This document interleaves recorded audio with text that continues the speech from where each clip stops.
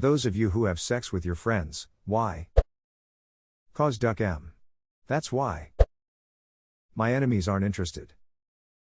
But my friends aren't interested, either. Now what? Get hornier friends. Let me introduce myself. His name is Humpty. He likes his oatmeal lumpy. Hess spunky. Gotta kiss the homies goodnight. Bro jobs and dodgy style. Just remember to say no homo after, or it would be kinda gay. It ain't gay unless you're gay. It's not gay if it's in a three-way. Not gay if you are wearing socks. Only gay if you look the homie in the eyes. Horny. Whoa, you like sex too? You like money? And bacon? I could really go for a Starbucks but don't have time for a handjob right now. Have what with my what? Have coitus with your comrade. Come with your chum. Slide dick with your sidekick. Sleep with your peep. Get muddy with your buddy. Rub ends with your friends. Get low with you bro. Get nude with your dude. Bang your gang. She wanted to and I was a virgin. Who am I to say no? Were you a virgin the one time or several times? Guess it depends upon one's religion. XD. I once had a girl claim that secondary virginity thing to me. Listen, I don't care whether you've had sex or not, let's just be real about what's what. A woman who lived down the hall in college had had a child while in high school and gave it up for adoption. She considered herself a born-again virgin thanks to her religion. I had a long-term friend with benefits. Was never just a duck, it was warm, loving, lovemaking. We loved each other but never got beyond that. We both married the wrong people and both eventually were divorced. We talked about coupling up but didn't want to just do it out of need or loneliness, so we procrastinated. Then she got sick and died. I proposed to her when she told me she was sick but she turned me down. I'll always miss her. That sounds like a movie. Sorry for your loss. Sounds somewhat identical to Forrest Gump's plot. Because I don't like sex with strangers, my friends are cute also, so why not? A stranger is just a friend you haven't ducked yet. Profound. I mean, she married me, so we decided to just keep at it. Got married and are still just friends. My wife and I have certainly become better friends since we got married. I'm divorced and started having sex with old co-worker friend. It's just one of those things like, yo, you horny? Me too, let's duck. We talk about life and such with no real worries of commitment. I was in same boat. Used to sleep with this dude who sat behind me in class in high school. Casual sex on and off until mid-20s when we married other people. By late 30s we were divorced and at it again. I got remarried at 39, so I think our banging will be limited to our teens, 20s, and 30s. We had a good run. When we're in relationships with other people we cut contact. I had sex with a very close friend of mine. I thought it would make things weird at first but it didn't. She's still my best friend and also my wife. So you're saying it changed the relationship?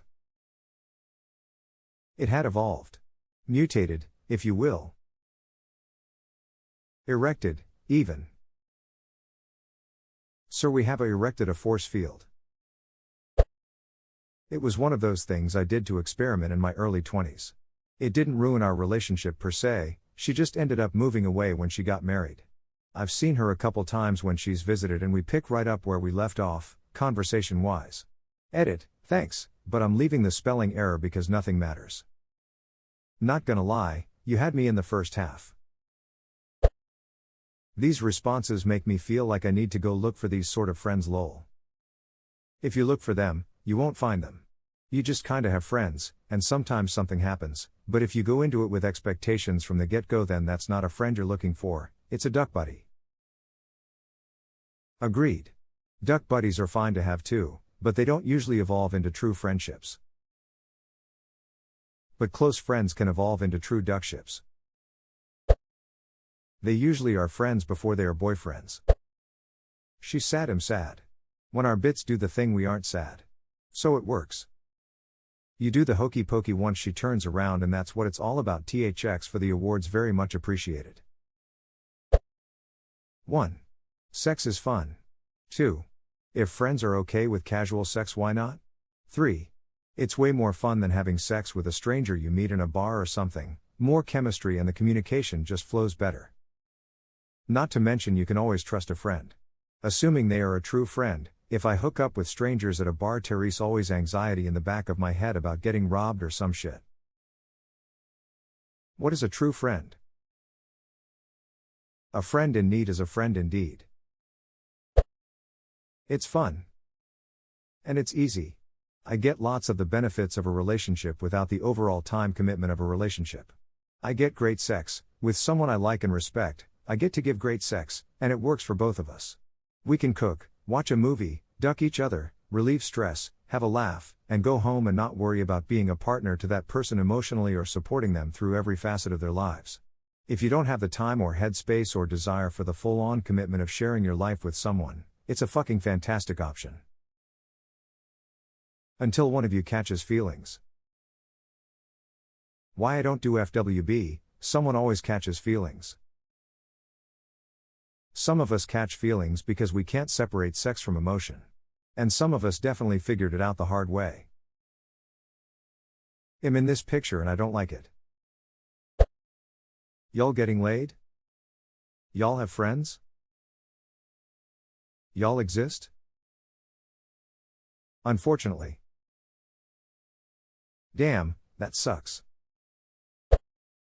I had a car wreck and I was stranded at his house. Had to make it a good day somehow. Or was it one bad decision that led to another? I used to have the most perfect friend with benefits.